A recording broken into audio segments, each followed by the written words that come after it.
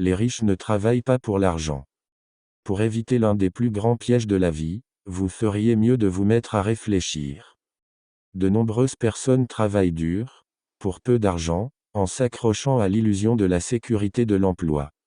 Laissez-moi vous donner une idée claire de la sécurité de l'emploi. Lorsque vous intégrez une entreprise et que vous trouvez que les conditions sont bonnes pour vous, surtout sur le plan salarial malgré le travail posé sur la table. Les seules choses qui vous motivent sont votre paix et un espoir en une augmentation de salaire. Sachez que l'âme de tout être humain a une part qu'on ne peut acheter. Mais souvent lorsqu'on demande à un employé qui travaille que pour l'argent, combien aimeriez-vous qu'on vous paie? Vous verrez automatiquement qu'il sortira un prix, à cause des émotions humaines qu'on appelle la peur et l'avidité. Premièrement, la peur d'être sans le sou nous motive à travailler dur, puis lorsque nous recevons notre paie. L'avidité ou le désir nous incite à penser à toutes ces merveilles que l'argent peut acheter. Alors le conditionnement s'installe. Celui de se lever, d'aller travailler, de payer des factures. À partir de ce moment-là, la vie des gens est régie par deux émotions, la peur et l'avidité. Offrez-leur plus d'argent et ils perpétuent le cycle en accroissant également leurs dépenses. Et c'est là le piège.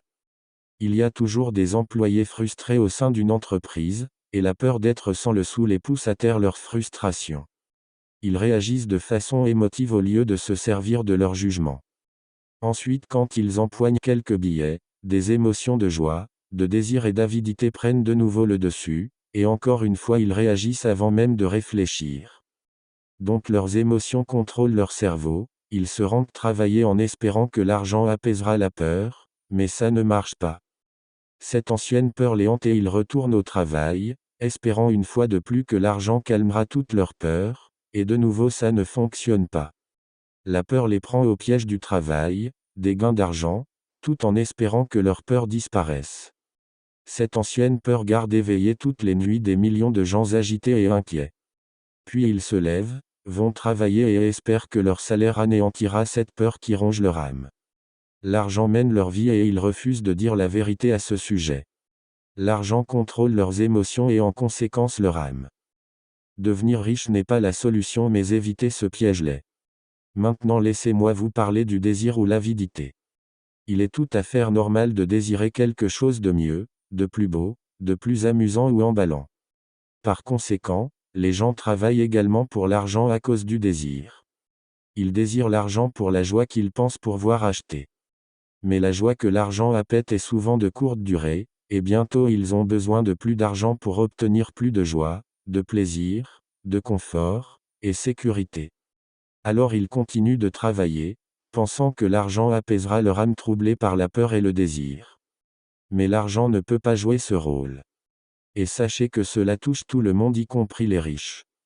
À vrai dire, plusieurs riches sont devenus riches non pas à cause du désir mais à cause de la peur. Ils pensent réellement que l'argent peut éliminer cette peur de ne plus avoir d'argent et d'être pauvres. Par conséquent, ils en amassent des tonnes, mais ils se rendent compte un jour que la peur s'amplifie. Ils ont maintenant peur de perdre cet argent. Quand une personne dit « il me faut trouver du travail », il y a de fortes chances que ce soit une émotion qui pense à sa place car la peur de ne pas avoir d'argent provoque cette pensée. Lorsque cette peur se manifeste, on pourrait peut-être se poser la question suivante au lieu de se précipiter pour trouver un emploi. Un emploi serait-il la meilleure solution pour éliminer cette peur à long terme? À mon avis la réponse est non. Un emploi est vraiment une solution à court terme pour un problème à long terme. Pour ne pas que cette vidéo soit longue, nous vous parlerons de la suite dans une prochaine vidéo.